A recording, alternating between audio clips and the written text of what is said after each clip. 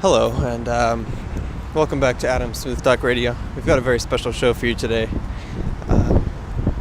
Right now I'm right outside of Century 20 in Daly City. Me and Nico Schafgans himself have just watched Toy Story 3 in theaters. And, it was my second time watching it. And I have to say, it is my favorite movie. Literally. This movie took everything that I love about the world and jammed it into only 1 hour and 49 minutes. This movie lived up to the first by all means. It just completely blew every single movie out of the water that I've ever seen before. Ever. And I'll get back to you in a minute, but Nico Schafgans has got to tell you his review of the movie, our movie reviewer of Adam Smooth Talk Radio. So here's Nico Schafgans. Oh, hey, Adam. Thanks for having me on the show again. It's great. Usually just doing movie reviews. Well, I just got out of Toy Story 3, and well, let me tell you, I was really expecting to have a whole shit fest here, but I gotta say, I was disappointed because I actually really liked that movie.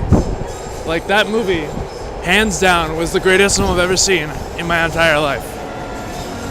And I gotta say, it's films like that define what we as humans consider cinema.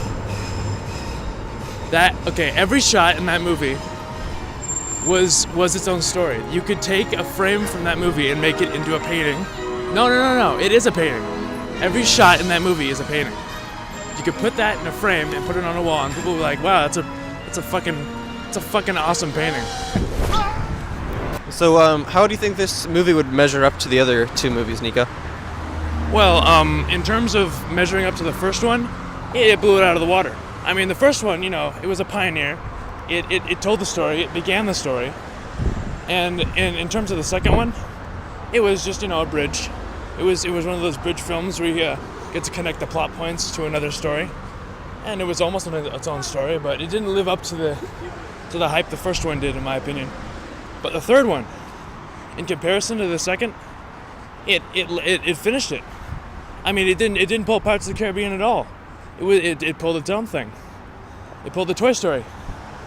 Now you can say it pulls a Toy Story, where it actually successfully pulls off a trequel. It's great. Let's see. What else? That's about it I'll have to say about that. For now. So, what do you think about the individual character story arcs in this movie? In my opinion, I see that the Buzz character is sort of, in comparison to Woody, it's almost like he's the new toy, He's the one that has all the features. Oh, Woody only has the pull string, And everyone has to fill in their own with their imagination. But with Buzz, see, a lot of the imagination is taken out because of all the features he gets. And a lot of what was making him nostalgic is almost lost, but not completely, because Andy, of course, finds a way to make do. But anyway. So in terms of development, Buzz Lightyear remains loyal to all the characters the whole time. In the beginning, he's turned into the protagonist almost, and then in the same situation, he is put to the test, and he has shown loyalty to the rest of the gang. So actually, he's been the same character all three movies, which is a good thing, because he's remaining as loyal and as as pivotal of a character as the story needed him to be. Well, I would have to disagree with you there, Nico, because I think that that Woody is the one who's always, persisted throughout the three movies. And if you remember back to Toy Story 1, Buzz tried to annihilate the whole gang on top of Andy's bed. So who's the loyal one?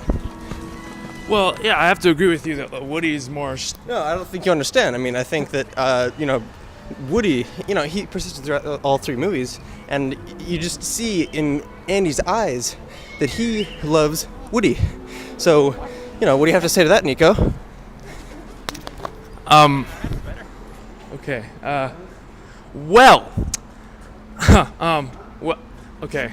Well, that's all the time we have today for Adam's Food Talk Radio. So tune in next time for another movie review if we ever hear back from Nico Schafgans again.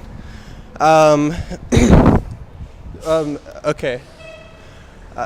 How would you rate Toy Story on a scale of 1 to 10, Nico? Solid 11 or 12 out of 10. Give or take. Okay.